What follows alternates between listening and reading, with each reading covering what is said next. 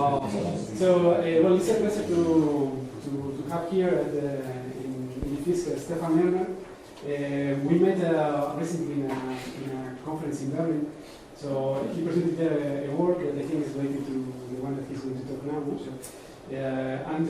This was, I mean, we were very interested in the kind of things that he was doing, so we invited him to come. We will hope that this also ignites some kind of collaboration with him and his group. He's in the DLR in Hamburg, and he's an engineer, so he did the Master of Engineering in Purdue in the US, in Indiana, and after that he's now doing the PhD in the DLR. So that is welcome to Yeah, thank you very much for the invitation, the introduction. I'm very glad I can be here. And thank you especially inviting me today in the middle of two semi-finals in the Champions League. So see how the match this evening goes. So what I wanted to talk today is about the functional structure interdependence in air transportation. Right before we joked a little bit around that usually German airports are pretty well connected to Mallorca, the airport in Mallorca. But very much we have this situation. So we ask somebody, okay, I want to travel to some place, and I call it Albuquerque, so I'm going to Albuquerque the next time. And we go to the airline, the airline just say, okay, sure, we can do that. But we have to fly you there via Frankfurt. And this is for me the typical example for interdependence of functional structure. I will come back to that later. So I want to talk today about air transportation and especially air transportation networks. And if we think about air transportation networks, we are usually thinking about this. So this is from the airline network from Delta, so the inter-US airline of Delta Airlines. And we know how the network is. I mean, it's in front of the seat. If you're on the plane, you can see it in this little magazine there. So a lot of people have started there. They considered the air transportation system to be the airline network, so the network of flights. An interesting thing that people want to study is, well, how important are the nodes in this network? And the nodes in this network are airports, and if you know the nodes of the importance of nodes, we can draw many conclusions from that. So how important is a node in the network? I'm pretty sure most of you know what I'm talking here about, but the simplest metric to account for the importance of a node is the degree centrality. So you just count the number of links that end at a node, and you see, you score that, and you make a ranking, and then you see, that's how important the node is. But if you look at this example network here on the right, there are two nodes, the top node and the lower node. They both have 4 links. So these are the most important nodes in the network, right? The problem is, what about this node in the middle? One can think about this node in the middle about really tying the network together. If this node wouldn't exist, we would have two components. So nodes that tie the network together are also important. And a simple metric for accounting for this importance is the Betweenness Centrality. And to calculate the Betweenness Centrality, you just take every node pair and calculate the shortest path between these nodes. And then you count the number of times a node is part of the shortest path. And as is shown here, the color indicates the importance according to Betweenness Centrality. And the node in the middle has actually a high Betweenness Centrality. So, but for air transport, we would expect that the nodes that have are highly linked to other nodes are also most central. And one of the earliest studies of complex network applications of complex network theory to air transportation actually found that this is not the case. So this is a study performed by Lehner et al. In 2005. And they first of all found that the air transportation network, so the network of flights, is actually a scale-free network. But they have also observed this anomalous centrality pattern. As you can see here, it shows the degree and the betweenness. And what you would expect that the nodes that have high betweenness have also high degree. But this was not the case, as they showed. So there's, in this region here, this blue regions, there are some airports that have a very, very high betweenness centrality, but are relatively badly linked in the network. And two of the most important nodes here, or most prominent nodes here, were Anchorage in Alaska and Port Moresby. So these are, if you look at the map, these are very remote maps, and one might ask, well, why is this the case? And that's why they call it an anomalous centrality pattern. Then one of the next studies was, so the study before only observed the network as a topological network. They didn't weight the network.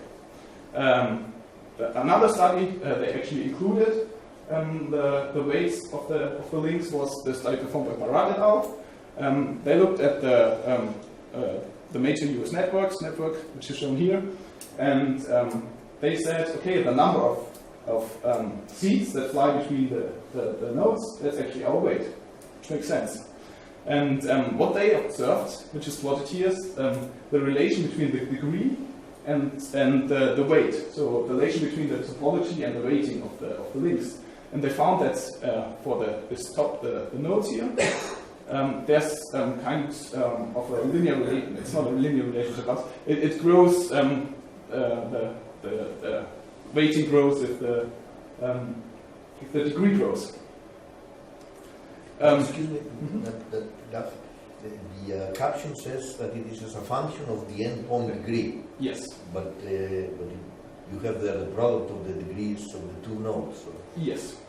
So it is not as a function of the endpoint degree. Yes. Of the product. The product of the nodes. Yeah. So, and these, the next two slides, what I show is not originally from complex systems research, because there are another community that also investigates airline networks. And this is more like the from an economic point of view, or transportation point of view. And what they did, they looked into airline networks and calculate a centralization index.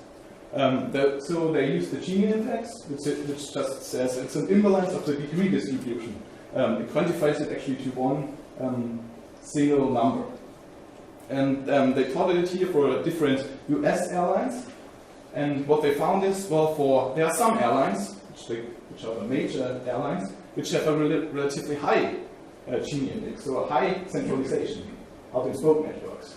And there's this one airline, Southwest, which has actually a very low centralization index. So people were thinking that centralization defines if an airline network is either hub and spoke or point to point. But there was another study which did not investigate the US network, but the European network.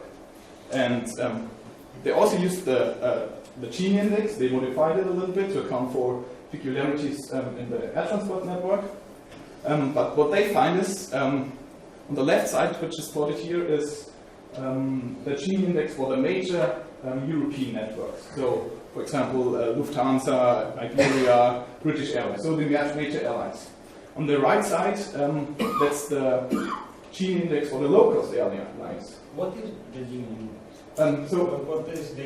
How is defined in Canada? Okay, I haven't plotted it here, but it's basically it draws the ideal distribution if every node would be connected to each other with the same number of links.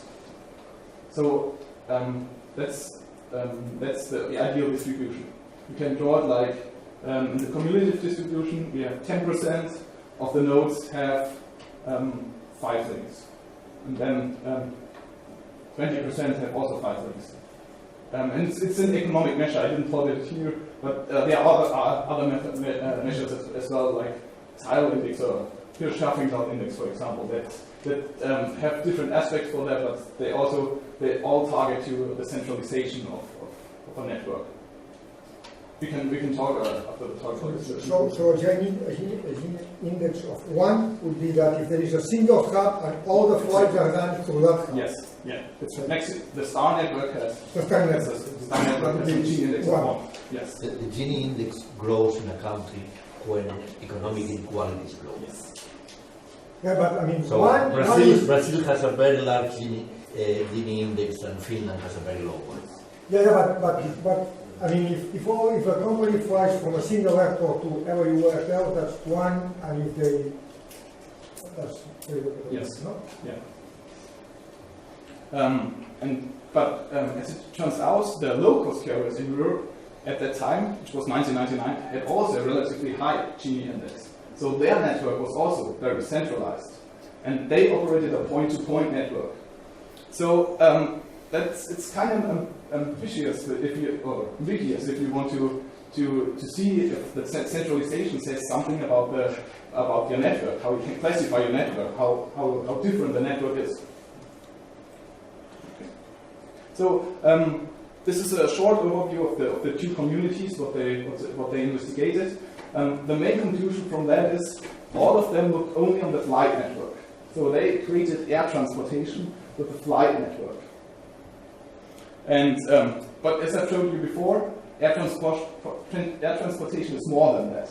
Air transportation is not only the flight network, which is something like the structure of the network, but there's also a function of the network. And this function of the network is, well, everybody else who wants to travel. We want to explore the airline network, the flight network, so that we can get from A to B. So the function are the passengers and the goods, and the structure are the aircraft flying between the airports. If you want to define function a little better, you can ask yourself, what does the system really do? What is the purpose of the system? But on the other hand, you ask questions that begin with how. How does the system do it? How can the internal working be described? So one is the why, or the what, and the other is the how. And my approach was that both can be seen as a network. So structure and function can be understood as networks. And this might be a nice idea, but other people have done that, and they did it, for example, for the brain network.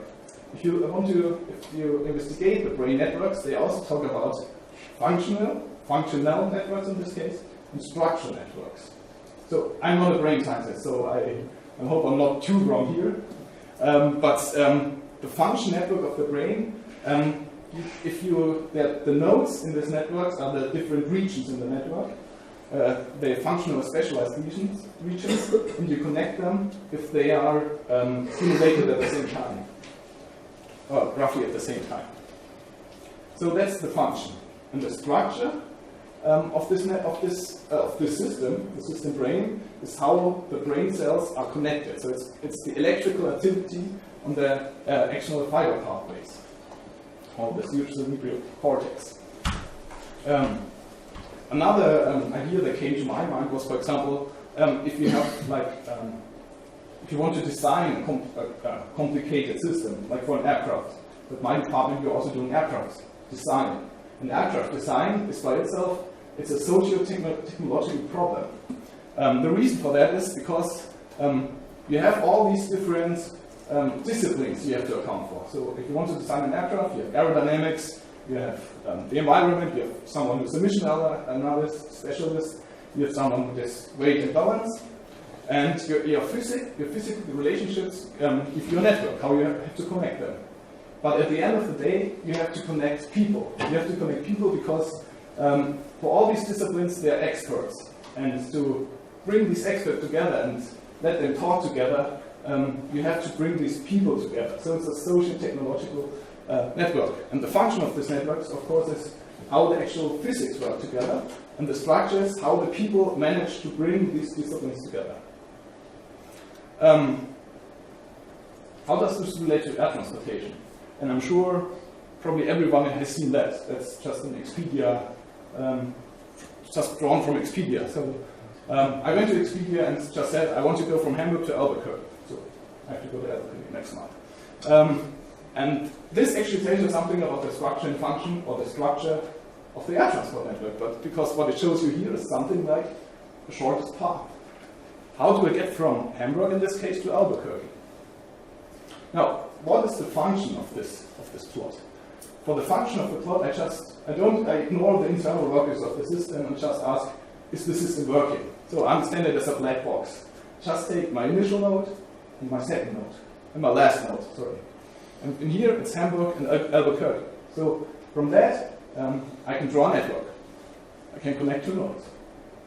The same thing works for the structure. The structure are the flights. There's no direct flight, but I have to connect to Düsseldorf and to Chicago, get to Albuquerque. So there are 3 flights in between. And the data we have access to does actually just do that. They get data from Expedia, from different users. They put it in a database, so there are different booking systems, and they just collect it. And then what we get is something like this. We get, okay, for this itinerary, that's how it's called, what's the origin, what's the destination, what was the airline, and what were the intermediate stops. So for example, it was Hamburg, Albuquerque, Frankfurt, and I guess that's Washington. And how many people booked it? So in this case, there was only 1 people who flew that itinerary. But it could also be that 20 people booked an itinerary. So what I present next is the weights of the networks are not the seats of the flights, but the actual number of people who flew there. I was not the first one who actually did something like a function and structure networks. So one of the previous studies was from Coherent and Stephan, who published it in the physical review letters. They didn't call it function and structure, they called it some logical layer and a physical layer. And they also didn't do it for air transport, they did it for rail networks. And in their case, the logical layer was you go on a plane, and where you terminate your journey, that's your logic layer. When you want to get from A to B. And your physical layer is how you achieve getting from A to B. So all your intermediate stops, that are the nodes, and that are the nodes of the physical layer. There actually was one recent study who talked about the multi-layer representation of the air transportation system. But what they did, they observed different airline networks. So they took each layer of the system was an airline. So for example, Iberia was one layer, Lufthansa was one layer, Ryanair was one layer. I would argue that this is somewhat a different representation of a multi-layer network. Because in this case, you have different infrastructures. You have different networks, or I would call it structures, of a system. There's no functional and structural interdependence between these networks. So let's talk a little bit more about how the function and structure interdepend. Let's say you have this structure. So this could be, for example, a flight network. There's one central node and a lot of external nodes. But to make it maybe a little more easier, you could also understand this as this is the city center, and this is like some suburbs. And these are the railroads that go from the suburbs to the city center. Now, what's the function of this system? Well, one can argue in the middle of the week, the function of the system would be that everybody from the suburbs would take the train, go to the city center, work there, and go back. So you have one structure and you have one function. Both are identical. But let's say we have the same thing here. Again, this is the city center. But now it's the weekend. And then the weekend, maybe someone from here wants to visit his relatives over in the other suburb. So he wants to go from here to here. And he has to also connect the central node. So this means that even if we have the same structure, we can have totally different functions. The same is true for the function. Let's say, for example, this is our function, so this is our demand network. This is where people want to grow from the nodes. We have here the same function, but the same function can be achieved by totally different structures. You can connect all these nodes by connecting this node, by having one central network, or one network that is totally connected. So, if you want to understand a system of flows, a complex system of flows correctly, function and structure are important. Only if we know both can we get really, really reliable information about the system. And the thing that I'm not talking anything, making anything up is that this actually worked that way. On the left side here, you see the Ryanair network of 2005. And you see the flights and the demand. This is a centralized network. Again, this is a point-to-point carrier, which is with a centralized network. But the important thing here is that both the structure and the function network are the same. This means it's a point-to-point carrier. It has nothing to do with centralization. The character of a network is really only comes from the interdependence of function and structure. This is shown here for Lufthansa Network. They also have a centralized network with Frankfurt, but almost all the nodes are connected with others. So people from here wanted to fly to here, and they had to connect at Frankfurt. So how can we quantify this? Is there a more formal method to do this? And one metric to understand this is what I would call directness. And we start here by the topological directness. Topological means we forget about the weights, we just consider how the topology of the network is. And the question then is, what means directness? Directness means that two nodes A and B are directly connected if there's a structure link between them, so there's a flight between A and B, and there's a function link between A and B. So this means directness, and networks can be direct. This is top left network. This is a direct network. There's for each function link, and here drawn in red, there's also a structure link. The same is true if you have a fully connected function network. It just depends how the structure looks like. On the bottom here, that's the typical totally indirect network. Indirectness means here the red lines here indicate there's a demand relationship. So everybody from here to here cannot use a direct flight. It has to go through the central node. So this means this is the topological definition of directness. It gives you some kind of a cost measure, because directness in here means something that is bad. If you have directness, you have to have as many connections as you have for the demand. If you have a totally indirect network, like for example, a more indirect network here, you can have a lot of functional connections, but you only need relatively few structural connections. But what if we account for the strength? What if we include the strength of a link? I've plotted here a fully connected network. Again, the red arrows indicate that there's a demand link, and the black arrows indicate that there's a structure link, a flight between them. So this is a direct network. How we want to make it indirect. How to make it indirect?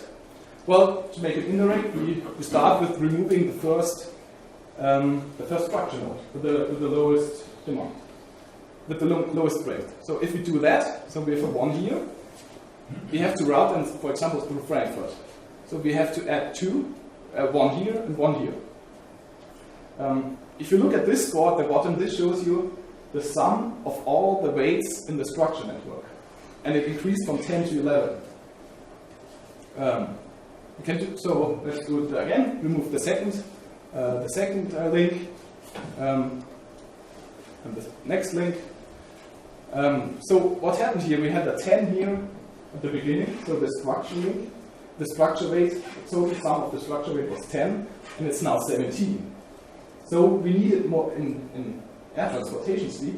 We need more seats than we actually transport passengers. We only transport 10 passengers here, but we need 17 seats. So, and that's also something that you account for as a weight, as a cost. You need more seats to transport the passengers if you increase the directness, the indirectness. But you need less airplanes. Yeah, you need less routes. You need less routes, but you add more seats. And that's That's the basic trade-off. So we have a trade-off for here. So this shows, on the x-axis, this shows the topological directness, so the number of routes you need. And the y-axis is the excessive seats that you need to transport your passengers. As you can see here, these two measures give you actually a really, really good measure how you can cluster your airlines.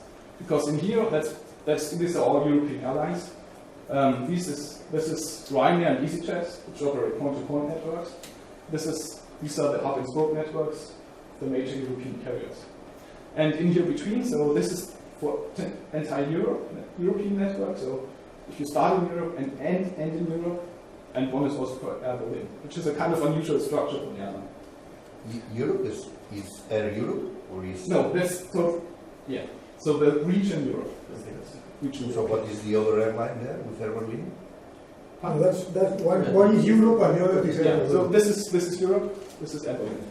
Okay.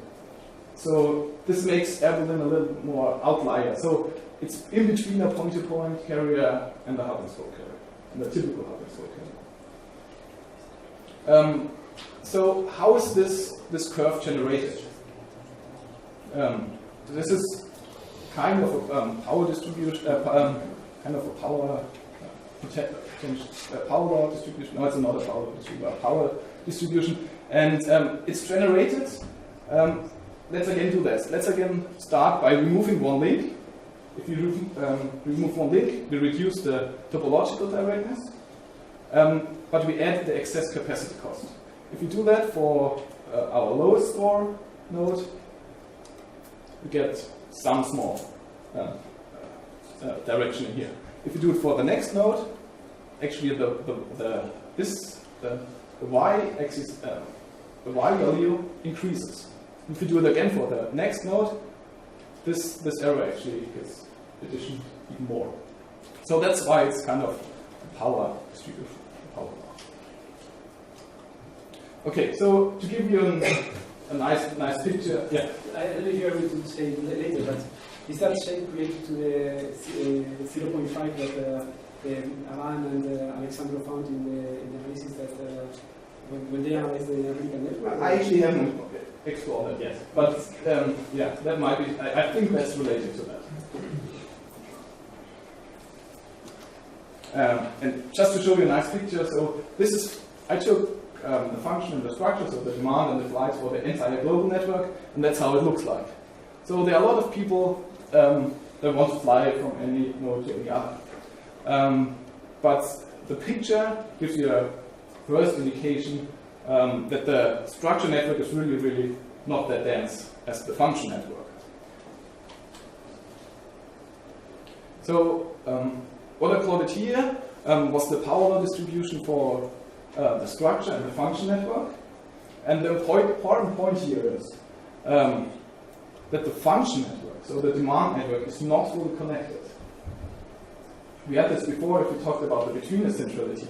You imagine, if you want to calculate the betweenness centrality, you imagine something like a fully connected network that everybody wants to flow from everybody else. But the function network has also some parts of this distribution are power laws.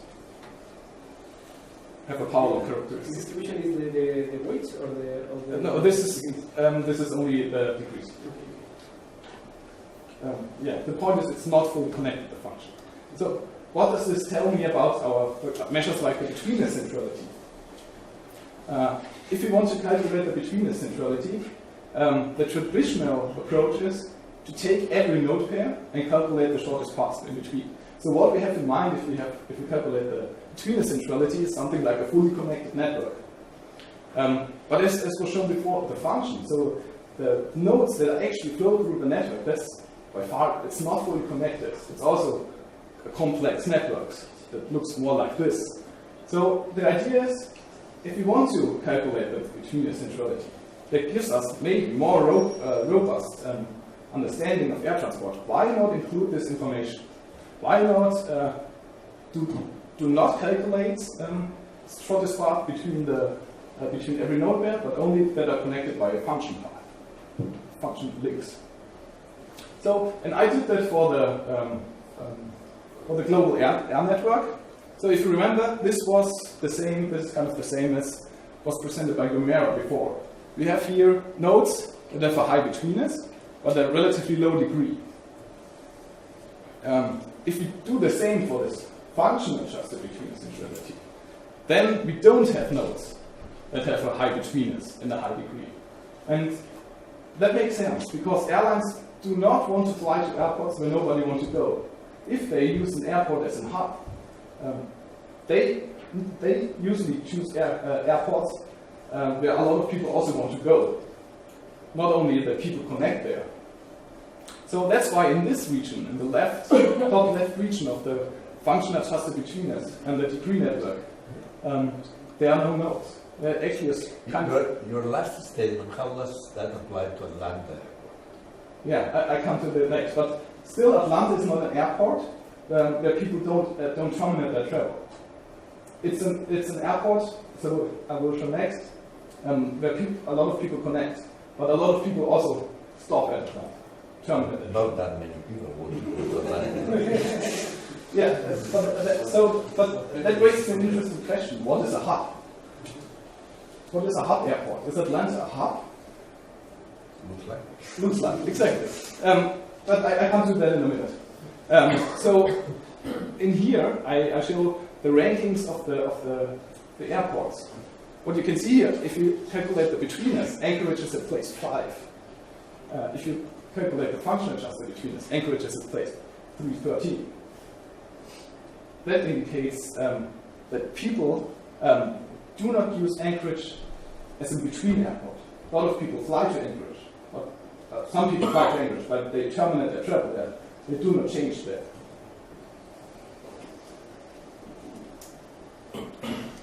So, it was a good point. So what is a hub then? How we can calculate the role of the airports in the network? And for me it looks like there are 3 categories. One is the structure hub. So we take the network of the flights and we calculate the most central nodes there. Just the degree or the inch-strength of each node. The other one is the function hub. Function hub, these are airports where people terminate their travel. So where people stop their travel. They have a high inch-strength in the function network. But there are also nodes, and there are also hubs, that are connector hubs. Connector hubs are those airports where many people change. Where many people change from one plane into another and continue their travel. So we start by the structure network. I hope that comes somewhat. So the structure network, that's in here, that's for weighted networks. So the size of the nodes indicates how many people land at this airport. They do not necessarily have to change there or terminate their travel there. It's both included in this metric. So, and the most central nodes according to this metric are Atlanta. A lot of people land in Atlanta, and Beijing. So these are the 2 most important airports in the world, Beijing and Atlanta. If you want to think about how many people land there. But what are other hubs? If you understand it's a function hub, then one of the most important, or the most important airport according to the structure network, Beijing, is also high function hub. So a lot of people who land at Beijing also terminate their travel there. If you look at Atlanta, that's not that much. So the global role of Atlanta is not that people land there, that people land there and terminate their travel. Can we look at the 2 pictures in the airport of Mallorca? Somewhere here. Yeah. So this should be this one. No, this is Here. The one below. Yeah, this one. And so it's a function in the structure. So maybe it's difficult to see. this here. So the function. I'm trying to understand if Air Berlin made a good choice putting the hand. Yes. But the point here is, if you look at the connector hubs, then Beijing plays almost no role as a connector hub. But the role of Atlanta is really to connecting people. So we have the two most important airports on the world, according to people that land there, but they have entirely different roles in the network, according to these two hubs. Okay, so I come to the conclusion. So if you want to look at air transportation, I would argue that we have to look at flight networks and passenger flow networks. Because only if we include both, we can make reliable assumption of, for example, what's the role of an airport in a network. And even if we see something in the structure of the flight network, we don't really know how the passenger use this network and what directness it has, for example. I also indicated that directness and something like centrality might be two different characteristics of a network. So if a network is highly centralized, it can either be direct or indirect. So these are somewhat orthogonal to each other. I included some adjusted measures for Betweenness, for example, that gave us some verbose conclusion about air transport. But there are still others to explore. For example, what does this mean for network diameter? Network diameter means that's the shortest path. Also, if you include all the shortest paths that exist in the network, what does it mean for closeness centrality or even for resilience? So one next step could be how can we use this information from structure and function to study the modularity of the function structure network. So what are communities in this network that can be defined or can be classified by function and structural characteristics? And we also want to understand how this network gets created, how this network forms. So one possible approach could be if we have preferential attachment, for example, that's a network formation method. And how can we combine this by directness and get something, get an interesting idea of how networks are created? Okay, that's all from me. Thank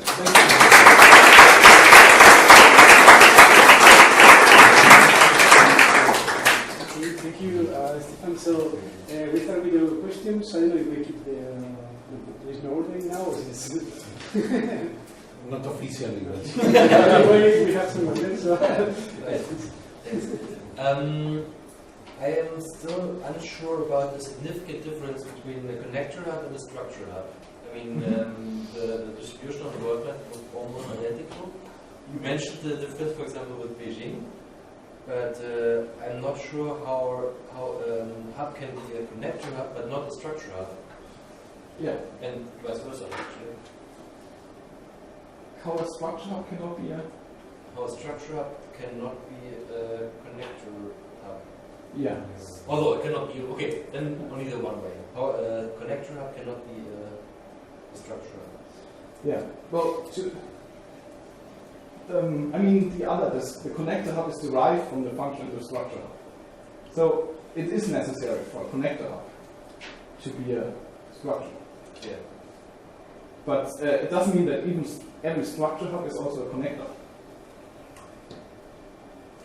Because if you, so for example, Beijing is an airport. There are people terminate their travel. So it has a height. It's a structure hub, but it's the function hub. And if you look at the connector hub, it's almost not there. Very few people. All right, connector hub was only for layovers. Yes, only the layovers. Okay. And if you see, Anchorage would be something here, and it has almost no role as a connector. My question may sound a bit provocative, but I'm really interested to understand. Is this already of any practical relevance for air transport, or is it just a nice playground for applying quantifiers for network theory? Because at least none of the conclusions you draw so far look in any way surprising. Yes. Yeah. Okay. That's true. One of the things looking at air transport this way hasn't been done in complex network research before. So it was before, maybe due to data availability, because the database is expensive. but people have so far only investigated flight networks and tried to give conclusions from that. But the problem is that you can, like the example of Anchorage, it's the conclusions that you get from that are not so robust. You have to make some assumption about the function. So, that's good. Well, the question would be, is there already some information one can extract from that is of value for example, air carriers, where they say we should change our network in such and such way to be more efficient, economic, and so on? Because many of the aspects, as you mentioned at the very end, are not included in it. For example, the cost of an airport, the additional delays by going via a hub, and other aspects. Yeah, so how there are more peculiarities to air transport than just looking at this. So there are also some, how many time have people to connect? And that's not included here. So including the time perspective is another point to include. So it's still at the beginning, and we can get some information about the structure of the networks. Maybe we can get something how networks evolve. But it's not, I would say up to now, it's not, there's no reliable practical rule. Yeah, I had a technical question. As you said, the new thing here is not the flight networks, but the network of passengers. Yes. Can you give us some detail of your data on passengers? I mean, where does it come from? How many passengers are you taking into account? Mm-hmm. So, go back. So, the database we use, that's a commercial database, and it's so we have to actually pay for it, and it's not cheap. And what they, that's basically what they do. If you're an Expedia, you're actually using a booking system behind. And the booking system, that's actually one of the, so this Sabre is also one provider of the booking system. But they also collect data from other booking systems that's presented by Expedia booking, for example, that are used. Now, this might be a problem for a low-cost carrier, because low-cost carrier usually don't not rely on booking systems, but they do it for themselves. So that you can only book Ryanair, for example, on Ryanair. So it's some kind of gray box. So we're not quite sure how they actually collect this data. There's actually, at the same time as I'm talking, there's a user conference, so we're trying to find this out more detail. But can you at least estimate, I mean, which is the 10% of worldwide passengers that you are taking into account? No, it's all the passengers. All? Yeah, so they claim it's all. And They claim, but I mean, Airbus and Boeing use this data. It's not that, so it's practical relevance also for the actual big guys in the business. Yeah, but you say it's all, but Ryanair is not there. And Ryanair is a big proportion of European flights. Yeah, so they collect the data.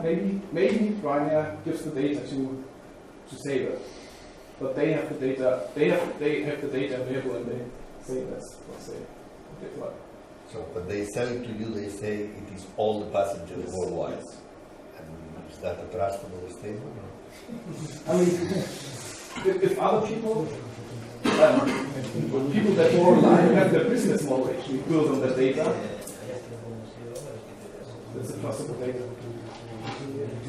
Concerning the distinction between the functional and the structural network. The functional network, as I understand it, certainly means I book with a certain alliance, which, for example, connects me to. Is there any knowledge about how big the amount of flight is, where people say, okay, since the functional connectivity is not given, or because the price is better, I take different carriers? If there's information of that in the database, no, it's only actually the booked data. Only the people that actually made the decisions and because I can book a flight to Barcelona and then a different airline to Frankfurt. Exactly. If it's booked on Expedia, for example, you can do that in Expedia, then it's in the database. If you do it like on the somewhere else, then it's not. If you take Ryanair to Madrid and then there you take a flight to Buenos Aires, that's not a... That would be counted as two direct connections. So, I mean, you have to use some data, and that's the base data that's available. Yeah, Regarding the historic evolution of the air travel network worldwide, regarding centrality or Gini index, what you want, is there, or can you make a statement of if there's the general trend recognizable, for example, towards more centrality or less? So, when I showed before, so this Reiner network I showed before. Now again, this Reiner network was very central in 2005. Yeah. If you look at this network today, it's not very central. Right. So it looks like they reached kind of their final state. They couldn't explore more flights that would go from your city to London Stansted. That was their business model in the beginning. They took you where you started and flew you through London Stansted. But now they're adding connections that go not through London, but some other airports, for example. But you don't have data for worldwide. I mean, Ryanair is just one airline. But, yes, I mean, from the data you can generate that. You can generate how it evolved, but yeah. Okay, so more questions? Well, if not, let's thank Stephan again.